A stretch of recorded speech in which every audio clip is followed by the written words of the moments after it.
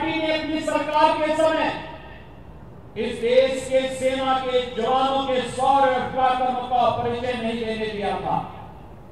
कांग्रेस ने हमारे वैज्ञानिकों के हाथ बांधे हुए थे और आज जब भारतीय जनता पार्टी नेतृत्व की सरकार नरेंद्र मोदी जी के नेतृत्व में इस देश के अंदर शासन कर रही है, हम सब जान रहे हैं भारतीय जनता पार्टी के नेतृत्व की मोदी जी की सरकार कभी सर्जिकल स्ट्राइक करती है, कभी एयर स्ट्राइक करती है, कभी अंतरिक्ष में स्ट्राइक करके भारत के दुश्मनों को मुंहतोड़ जवाब देने के लिए भारत की ताकत का एहसास करा करके भारत की 130 करोड़ जनता का सम्मान बढ़ाने का कार्य करती है।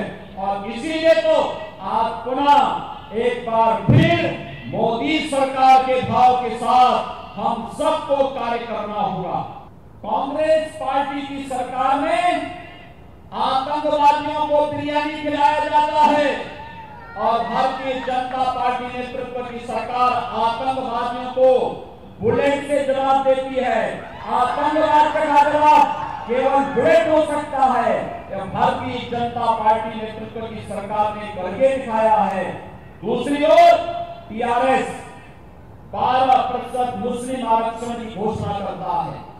मित्रों, मुस्लिम आरक्षण भारत का संविधान विरोधी है। संविधान में आप मत और मजहब के आधार पर आरक्षण नहीं दे सकते। आरक्षण का आधार सामाजिक आधार है। सामाजिक आधार का मतलब सैकड़ों वर्षों से अनुसूचित जाति, अनुसूचित जनजाति या फिर अति पिछड़ी उन जातियों को जिन्हें सामाजिक रूप से जिनके साथ भेदभाव होता था, उन्हें भारत के संविधान में आरक्षण का प्रावधान दिया। और मोदी जी के नेतृत्व की सरकार ने आर्थिक रूप से 10% आरक्षण समाज के उस प्रत्येक तबके को देने का कार्य किया है जो लोगों को अब तक आजादी के बाद से कांग्रेस नेतृत्व की सरकार कोई सुविधा नहीं दे पाई थी, उन्हें देने का कार्य अगर किसी ने किया तो नरेंद्र मोदी जी के नेतृत्व की सरकार ने किया है। कांग्रेस पार्टी को दिया जाने वाला वोट इस देश के अंदर आतंकवाद, नक्सलवाद और अलगाववादियों को मजबूत किया करने के लिए दिया जाने वाला वोट होगा। भारत के विकास को बाधित करने वाला वोट होगा। टीआरएस को दिया जाने वाला वोट ओबीसी बंधुओं को मजबूत करने के लिए दिया जाने वाला वोट होगा। लेकिन भारतीय जनता पार्टी को दिया जाने वाला वोट भारतीय जनता पार्टी के नेतृत्व की, नरेंद्र मोदी जी के नेतृत्व की बनने वाली सरकार भारत के विकास, भारत की समृद्धि और भारत के सर्वांगीण विकास की दृष्टि से भारत को दुनिया की महाशक्ति के रूप में स्थापित करने वाला वोट होगा।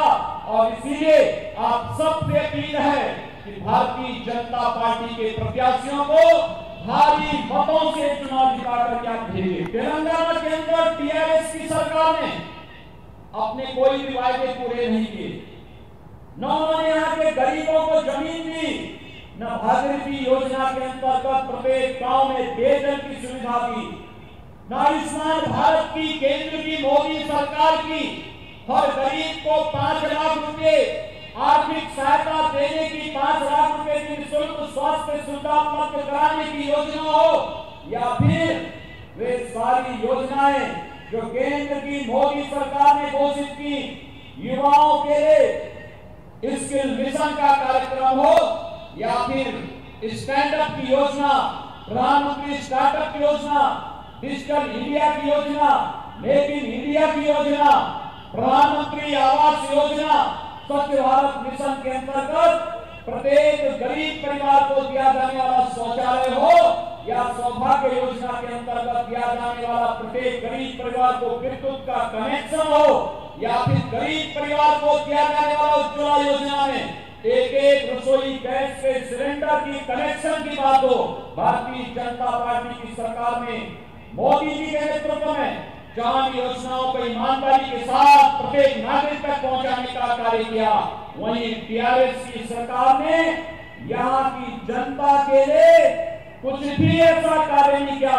जो वायदे उन्होंने चुनाव में किए थे, वे वायदे अभी तक पूरे नहीं हो पाए हैं।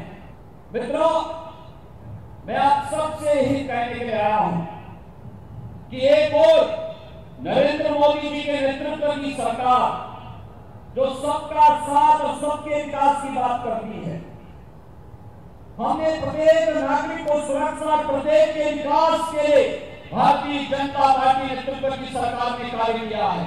विकास सबके लिए, लेकिन तुष्टीकरण किसी का नहीं।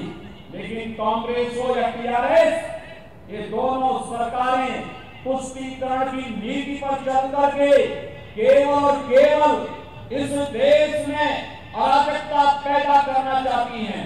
मेरा आप सबसे आह्वान होगा कि कांग्रेस और टीआरएस को एक सिरे से खारिज करके भारतीय जनता पार्टी नेतृत्व की एक बार पुनः सरकार बनाने के लिए भारतीय जनता पार्टी ने आपके प्रत्याशी के रूप में भारतीय जनता पार्टी ने श्री एस कुमार को कमल चुनाव चिन्ह पर अपना प्रत्याशी बना करके आपके पास भेजा है। और मेरी आप सबसे अपील है, श्री एस कुमार यहाँ के एक जागरूक पत्रकार के साथ साथ एक जागरूक कार्यकर्ता है। ये आपके बीच में रह करके केंद्र सरकार की योजनाओं को सीधे आप तक पहुंचाएंगे। और इसके भारतीय जनता पार्टी जीतेगी तो भारत की 130 करोड़ की आबादी जीतेगी। इसलिए भारतीय जनता पार्टी को चुनाव जिताने के लिए आप श्री एस कुमार को अपना सहयोग और समर्थन दें। मैं आप सबका आह्वान करूंगा कि आप सभी मेरे साथ यहां पर बोलेंगे। मैं फिर से कहूंगा, फिर एक बार आप सब कहेंगे मोदी सरकार। फिर एक बार मोदी सरकार, फिर एक बार मोदी सरकार, फिर एक बार मोदी सरकार। भारत माता की जय, भारत माता की जय, भारत माता की जय। बहुत हो गया केवल केमिकल से बने शैम्पू से बालों पर अत्याचार। हमने बालों की मजबूती व खूबसूरती